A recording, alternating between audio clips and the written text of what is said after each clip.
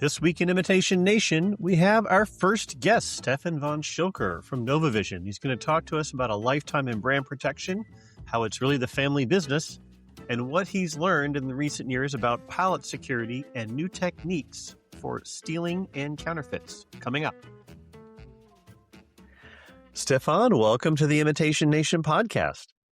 Thank you. I'm very happy to be here. Thank you for inviting me.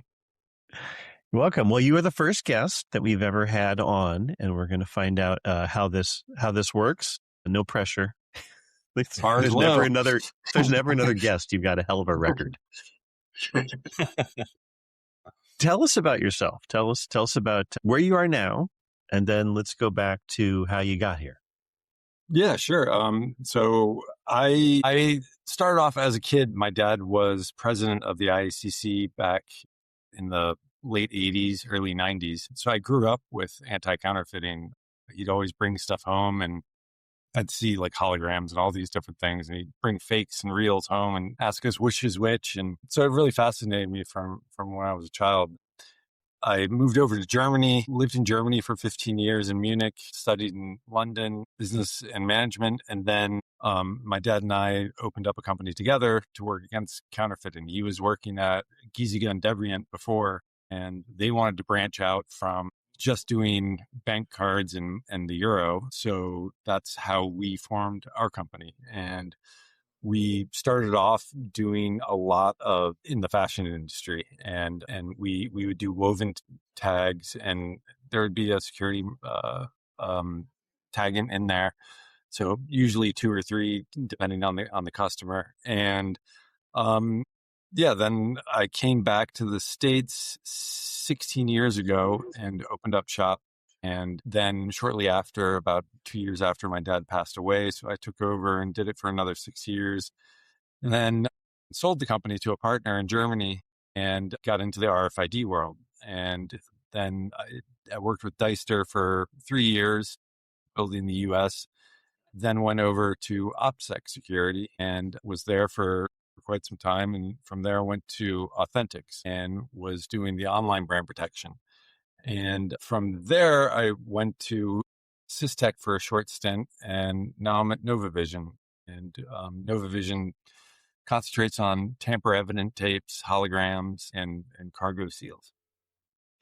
So let's actually, before we go too far back into your past, let's talk about the issues that you're seeing now, that NovaVision's seeing now around pallet security. What have you seen, and what is your big exciting concern? Yeah, well, I mean, pallet security, I don't think is brought far enough. When I got to NovaVision, I didn't realize that there is this whole other world of pallet security. And basically what I've seen from customer standpoint is, they do the shrink wrap around the pallets and all the boxes are in there. But the counterfeiters just take the cardboard off the top and dig into the middle, take out the boxes that are in the middle, empty them out, and put the empty boxes back in. And they don't know until it's all unpacked. So this has affected a lot of them. And the bad actors also know exactly where dead spots are along train routes. So they can easily infiltrate those areas and get their products. And are you saying that there's a dead spot? Is there electronic monitoring of that pallet throughout its journey? What is the thing that they're looking for, the opportunity to there's some cargo is GPS on it, and in these routes there are some dead spots for GPS. So and they figure that out and they go after that. Wow.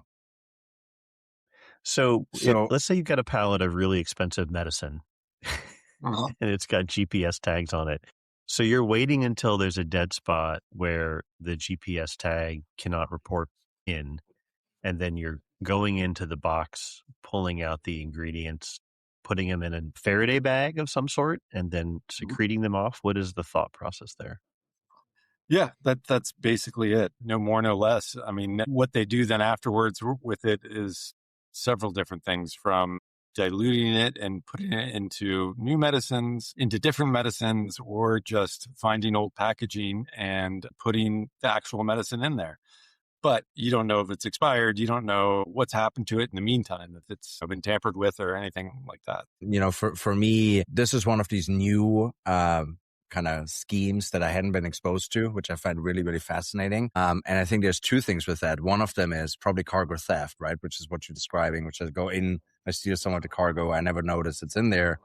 The second thing that criminals can probably also do with that is they can easily utilize that to create a cover load, right? So go in, take some of the legitimate stuff out, put whatever fake narcotics, you mentioned it, into it, and kind of have this circle of real product around it, might not get inspected.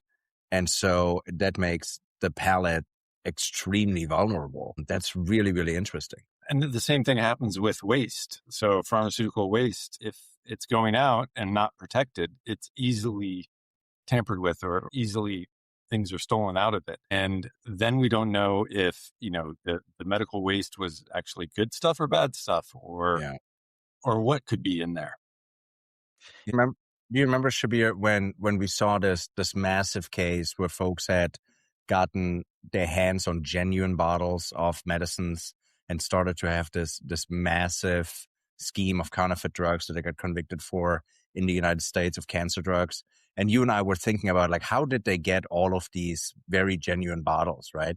This might be one of the sources. It's just, I find a train or a cargo or a freight or a pallet with waste on it, and I basically just, steal that pallet or some of the pallet of waste. And then I can utilize it to create counterfeits. We've seen that.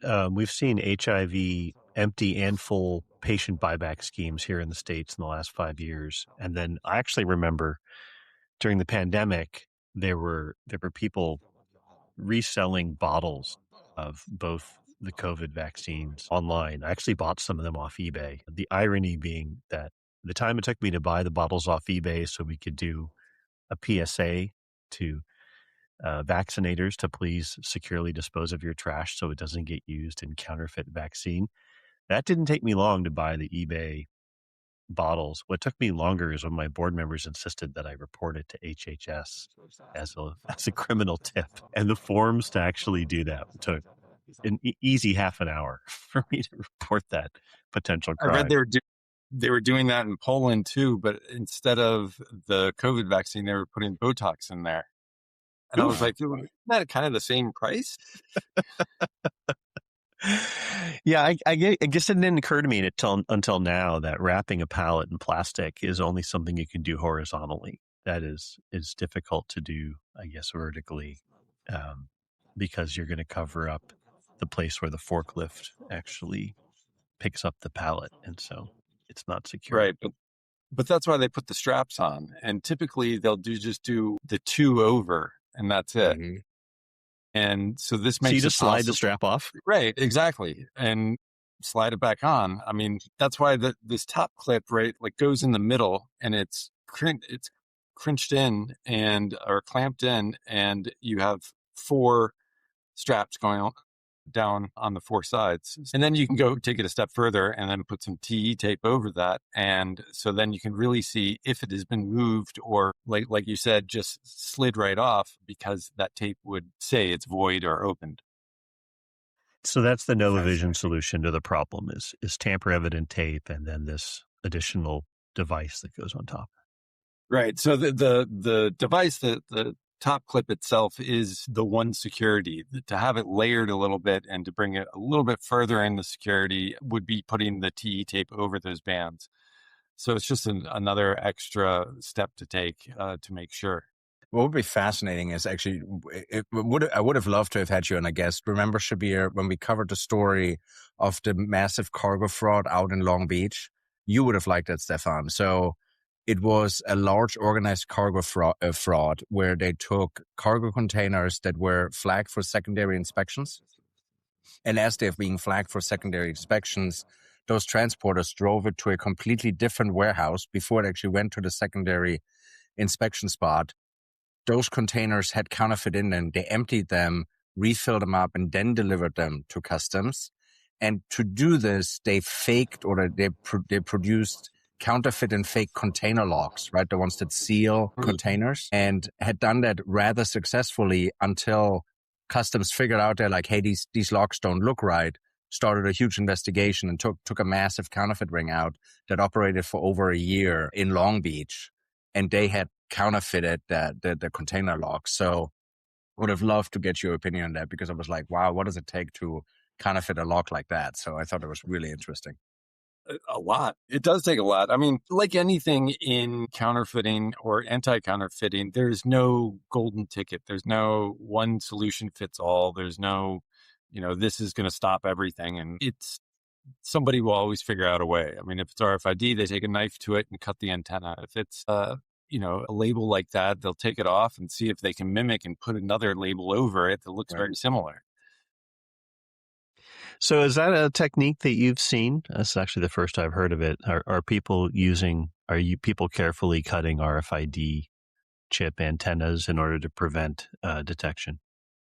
Yeah, they're doing it a lot. And it's messing up with inventory and so many other things. The whole supply chain relies on an RFID tag, for instance. And if you just cut it midway, all of a sudden they've lost their product and they don't know where it is. And then it falls off the back of the truck. And yeah, they only know at the point at which they re-pull all the product, right? So if you don't do that often enough, you don't actually have an easy place to begin your investigation as to where the shrinkage happened. Right. Yeah. Can you think of an example without telling us the name of the brand where you've seen RFID chip antennas get cut? Yeah. Okay. So they are leading online and physical retailer, and they noticed that, none of their RFID tags were working when they tried to read them. Interesting. And this also was an issue with so when you order online from this company, typically all the online stuff comes out of one destination or two, depending on where you are in America. And what they had to do is they had to start shipping it from the local stores in order to get there on time, because they couldn't figure out where these things were going. And so it messed up all internally, records, ERP systems, et cetera. Have you seen this also in sort of a shoplifting context? Have you seen people who are dependent upon the RFID chip to prevent product from walking out the door without being paid, learning how to cut the antenna so that it's also easily stolen? I mean, I'm sure it happens. I don't know, like this. So everybody always asks me about shoplifting with anti-counterfeiting. I'm like, well, it's kind of a different vertical. And with the thing is with RFID tags nowadays, that they are so thin that you can't see them at all. So you don't know where they are in the packaging. Yeah. Yeah, I've experienced that with books, right? They'll embed one in a book, and I will not realize that it's got one until I take it home. What's this weird lump? They're in shoes too, like in the sole of the shoes. A lot of companies actually do that. Oh, interesting. And mainly for inventory reasons. Yeah. Yeah, fascinating. So you've had a really interesting, long and storied career. Can you think of a time when the counterfeiters didn't realize who you were and started marketing their fake products to you? So it's funny that you say that, because we, when we first started with Joel, with my dad and I, and we were in the fashion area, the woven tags that we were making, they wanted them originally all in UV with UV inks inside of it. Mm-hmm. And so we did that, but we also added IR into there, and they didn't know that. So we did that for a couple of months and then showed them afterwards, and were able to go into stores and actually see that here are the UV ones and here are ones with UV and IR. And they were so blown away by it, they just wanted to do everything like that. That's fascinating. Cool. We also do like overlays for IDs and things like that. And we had a customer reach out to us and say, hey, can you do the Virginia state outline on an overlay for an ID card and send me a couple hundred? And we were like, well, we don't know who you are, first off. And then we contacted the Virginia state authorities and asked them, like, okay, are you guys now using this outline of Virginia still on your on your overlays for your IDs. And they're like, well, the old ones, yes, but not the new ones. And within a half hour, we got calls from the FBI, from DC, from everybody. And we asked them, we're like, so what do we do? And they're like, well, go ahead with it. And we went ahead with it. And sure enough, they made a sting operation out of it and busted the guy. Nice. I hadn't actually thought about anti-counterfeiting vendors getting fooled by counterfeiters, but obviously that is really a professional hazard for you. Yeah, there's a lot of vetting that goes into it. I remember, like at OPSEC, they have a credit card company, and so the company itself doesn't call in. It's all the vendors of that credit card company that if they're doing like the Ravens or if they're doing the Broncos or whatever it is, a credit card, they call you and they say, hey, I need 200 or 2,000 of these holograms. And it's like, okay, who are you? Let's go through the vetting process first. It's a lot of it. Yeah. Yeah. Have you had much interaction with other counterfeiters in the sports apparel? I imagine there's a lot of work that you've done given your woven tag techniques in the sports apparel. Have counterfeiters come to you in that space as well? Yeah. The thing is that, to be able to get a hold of these security taggants, you as a company go through a lot of vetting in order to get the security approval, et cetera. And, it's not something that you can or want to advertise, but you want to be able to say, hey, I'm ISO whatever certified. And counterfeiters see that and they're like, okay, maybe I can pull a fast one. Here's my Gmail account. You're like, immediate red flag. Yeah. No, it's always fascinating with covert features. So I'm a huge fan of covert features. If you listen to our podcast at all, covert features for me are it, because any overt feature, as you talked about, right, it can be replicated, can be made look closely enough, or I find a secondary supplier that makes it look very similar. And so I'm a huge fan of covert features. And as you said, the secrecy to it, like companies I work with and previous company I worked for, when we had covert features on, and you're right, folks come there like, oh, can you tell us your covert features? And you're like, no, there's like 5 people in the company that know all the features, and absolutely not. Like some of them were so highly secretly guarded. And to your point, like the taggant, right? That's a specially formulated. I'm not just passing this out to anybody. Where vendors came, they're like, oh, can we use the taggant so we can co-produce it? We're like, no, you can't. So it's always very funny when folks think it's just a simple thing to share. Yeah, but with one customer, they were desperate for a brand protection security feature. And, that it doesn't happen that often that they're like, oh, let's do this quickly. Because typically in this world, it's anywhere from 12 months to 2 years, basically, a deal could take to process, because there's a lot that you go through from the production line, from implementation, marketing, et cetera, et cetera. And this one company that came to us, we did it. We wrapped it up in about 6 months, and it went on to fuse boxes like this. And right in there, in the logo, it would be printed in there. And this was IR. So IR burns first at 1500 degrees Celsius. And so a house fire typically, is around 1,000 degrees Fahrenheit, between 800 and 1,000. 1,500 degrees, I think, is 2,700 degrees Fahrenheit, which is space shuttle reentry temperatures. So it can withstand a lot. And within the first 3 months after the implementation, they figured out very, very quickly where their counterfeits were coming from, mostly Turkey, and were able to shut down those supply lines, et cetera. Wow. Well, and it's awful to think about, but looking after the fact at a house fire and tracing it to a fuse or a circuit breaker that was counterfeit, right? To have your anti-counterfeiting marks be able to survive the heat of a house fire so that you could actually pinpoint that item as the cause. It's sort of a terrible situation, but it's also kind of great. Yeah, it's a liability issue at the same time. So they can, and since IR is used in currencies, it holds up in a court of law automatically. And they can go in there to the house fire afterwards and be able to use a small laser and detect it and say, okay, yeah, this was ours or this wasn't ours. Wow.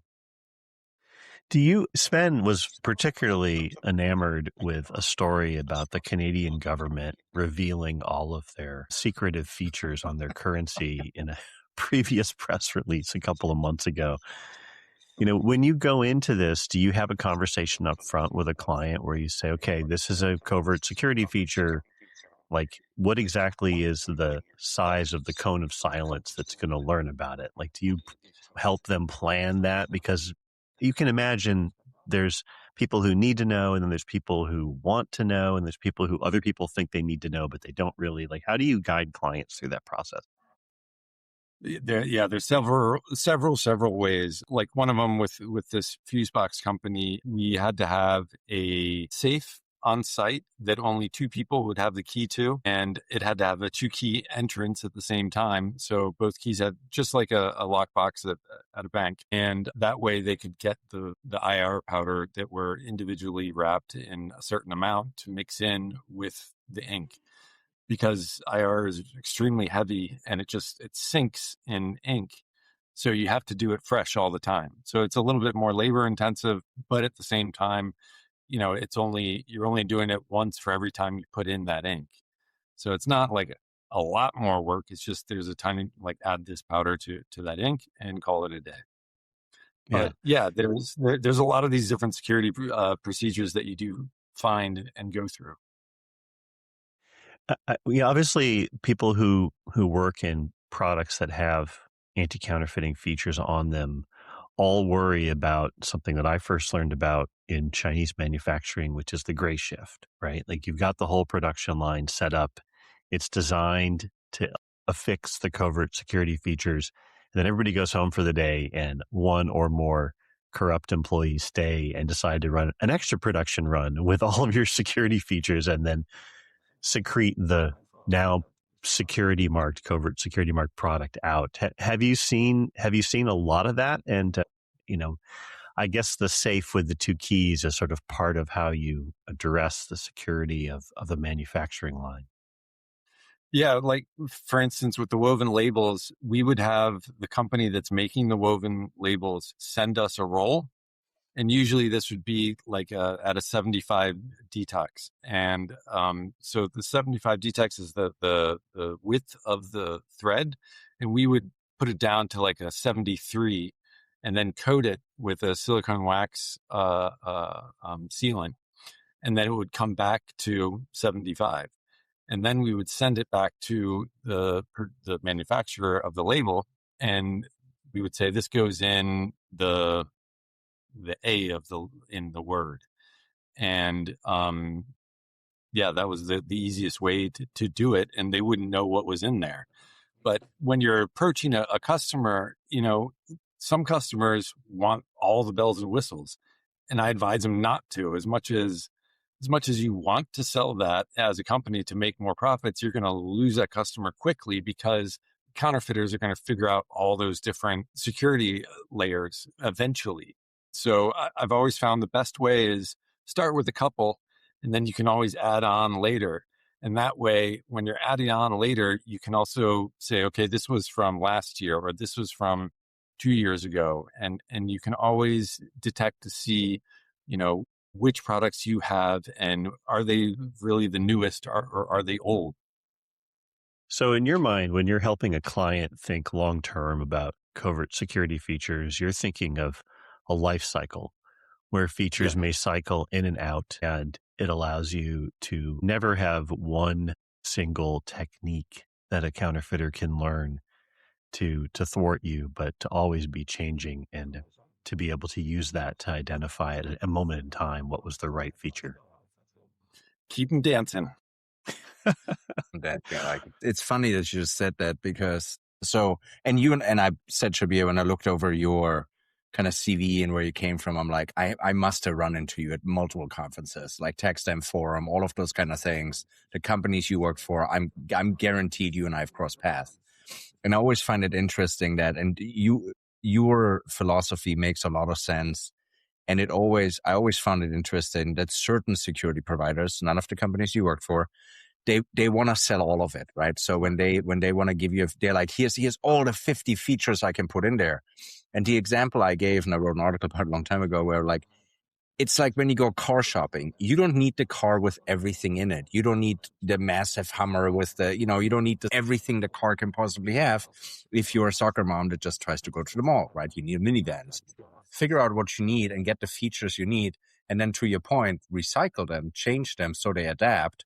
And I always found it interesting when people just load all these features in, also make these security devices extremely expensive at that point.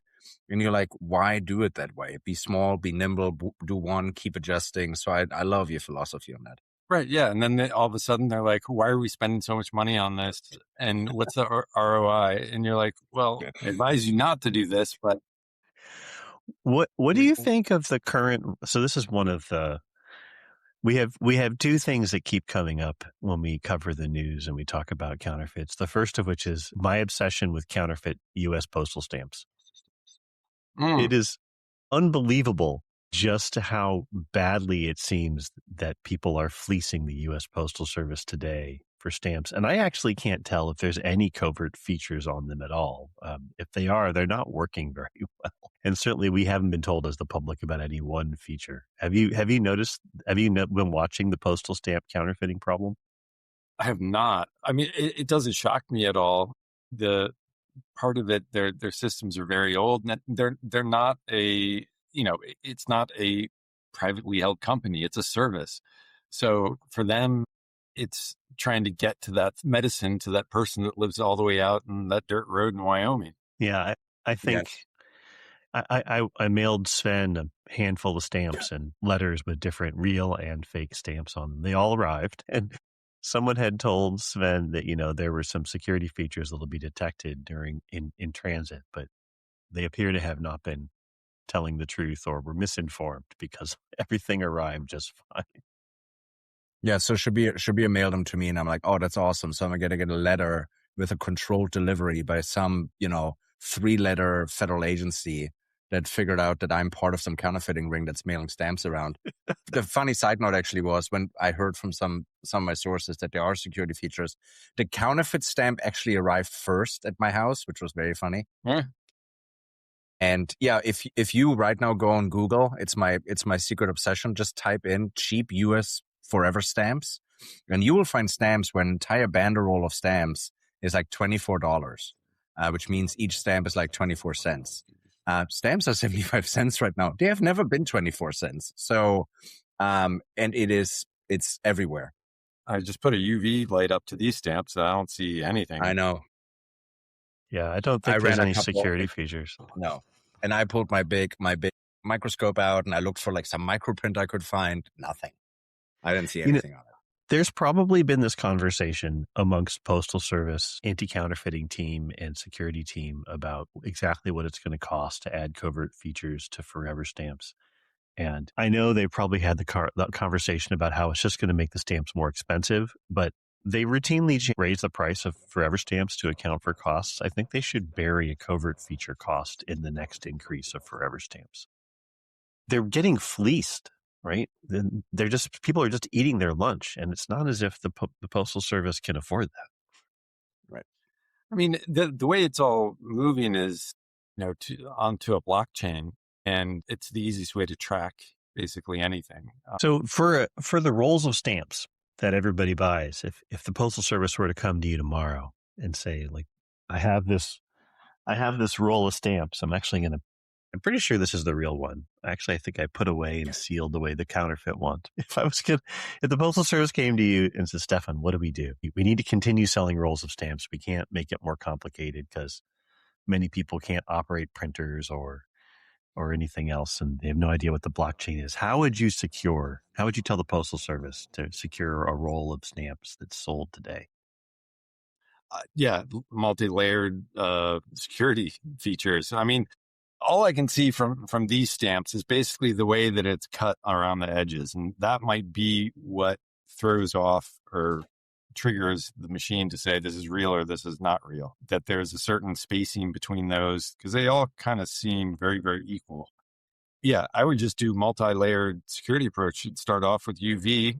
It is the cheapest security tagging out there. And then throw in IR. I mean, you have expensive stamps too that you could have multi-layered for the different levels of payment that you're doing. Yeah, so the $2 stamp gets maybe a more expensive feature to implement than the 75-cent stamp. Right. Yeah. Yeah, you could put a tag in the glue. You could put all kinds of, if you want to, but you can put a microprint on it. Also not expensive to do, and only the folks that know it's there. Yeah, with digital printing now, I mean, you could do so much. Yeah, I hadn't actually thought about steganographically embedding information in the cut from the around the edge of the stamp, but it's entirely possible. You're absolutely right, and that is super clever. Our other obsession right now is counterfeit money, but it seems as if, I don't know if it's just because we're looking for it, so we're seeing it more often, but I'm just seeing story after story of people passing fake money. But a lot of it's just ridiculous. Like they're not looking carefully enough at bills that say for theatrical use only and things like that. And people are just taking them and not thinking very hard. I don't think you need any counterfeiting features for that. You just need to be paying attention. Well, that's hard nowadays with everybody watching YouTube shorts and so forth. I think our attention span has gone down dramatically. As for money being counterfeited, it's, counterfeiting, I think, is the second oldest profession in the world. And it started off with the Romans when they were in England.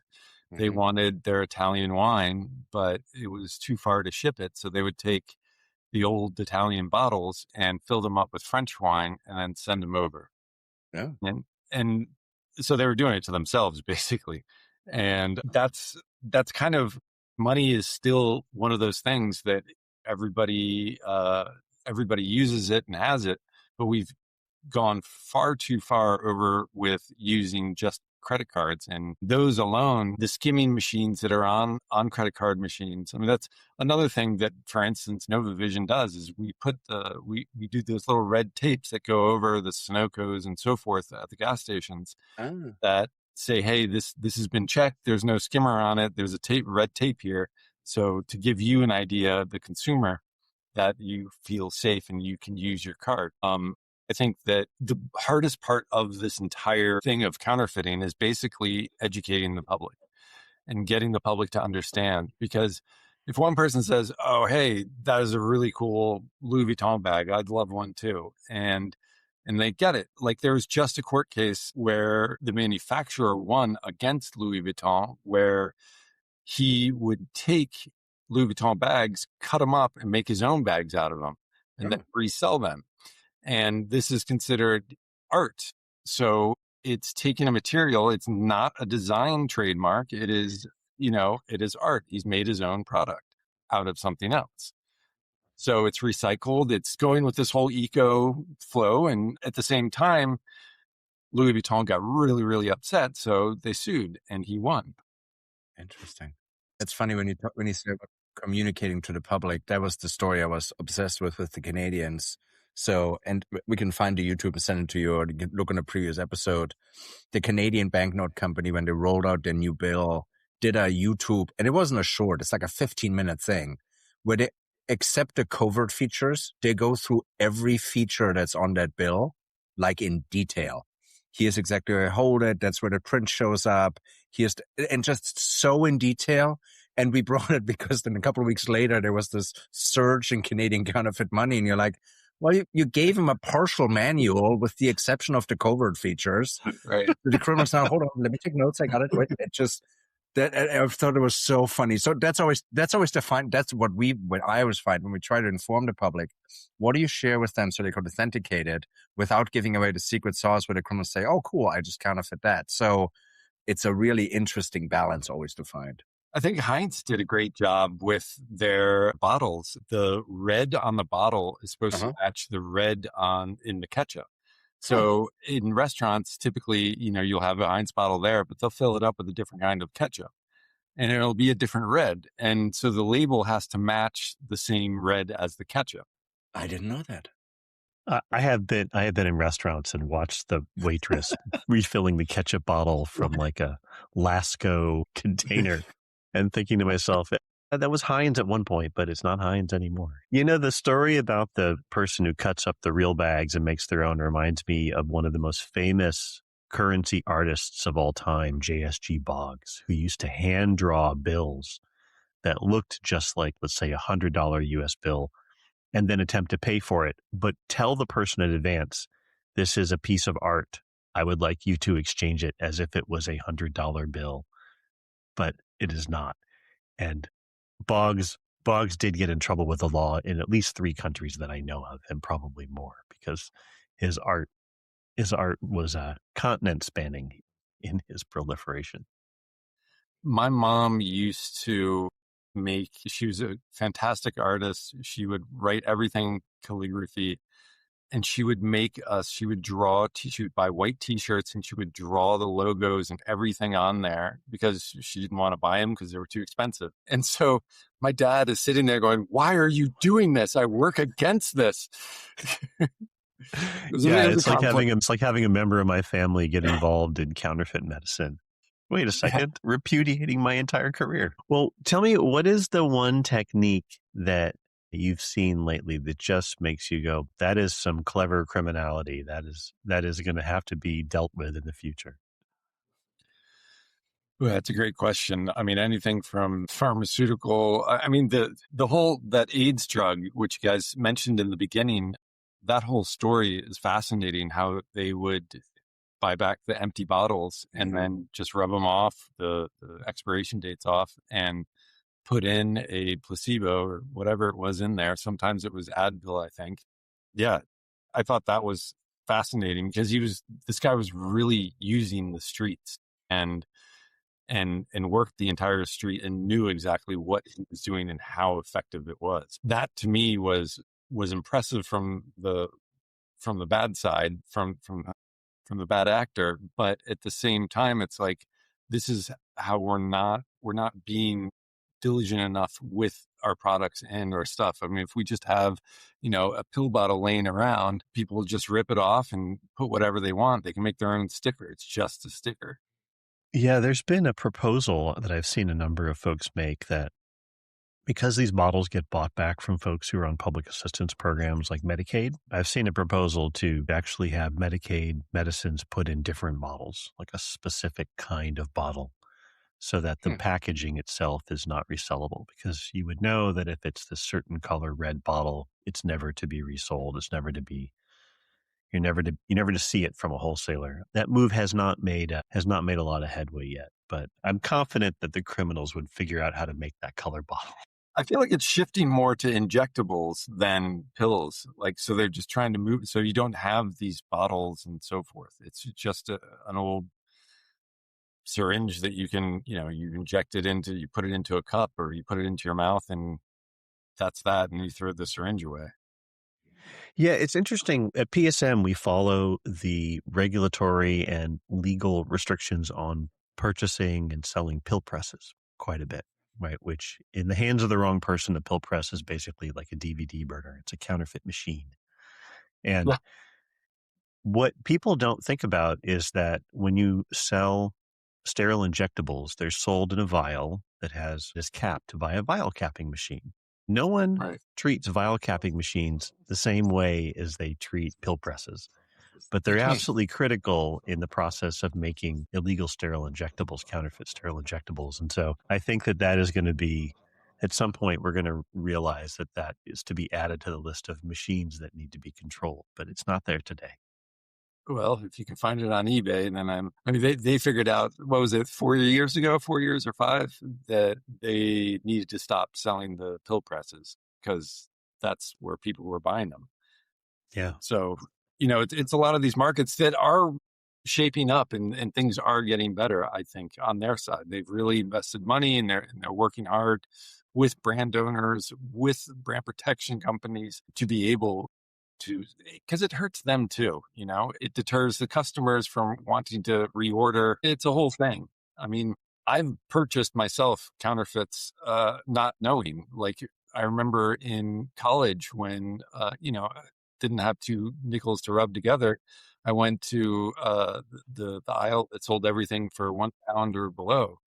And there was some some body wash there that I got, and I took a shower the next day, and my entire body broke out in a rash. And this was a body wash that I had used previously, so I was like, okay, I know what this is, and I feel comfortable with this. And now I will never buy that brand again, just because I don't feel comfortable anymore. Yeah, even the experts get suckered. Yeah, just to close it out, I love your perspective on things.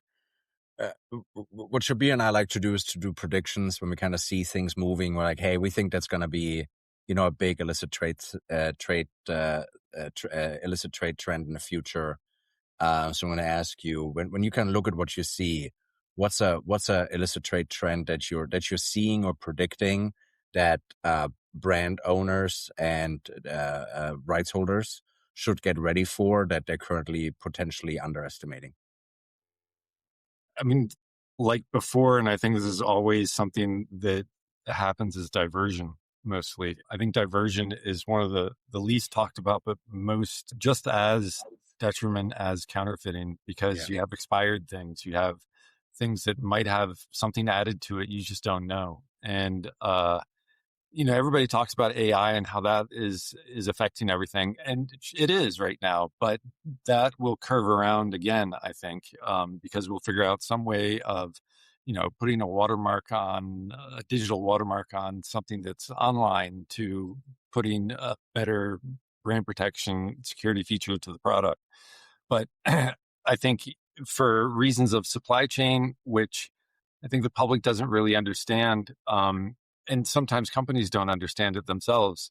But when you get all of the people together to talk about it, they're like, "Oh, we didn't realize that was part of your problem." And I think diversion is one of the biggest issues, and that needs to be kind of honed in, because you get all of a sudden MAP pricing is all over the board, and things you've got counterfeits that people are buying for a lot cheaper.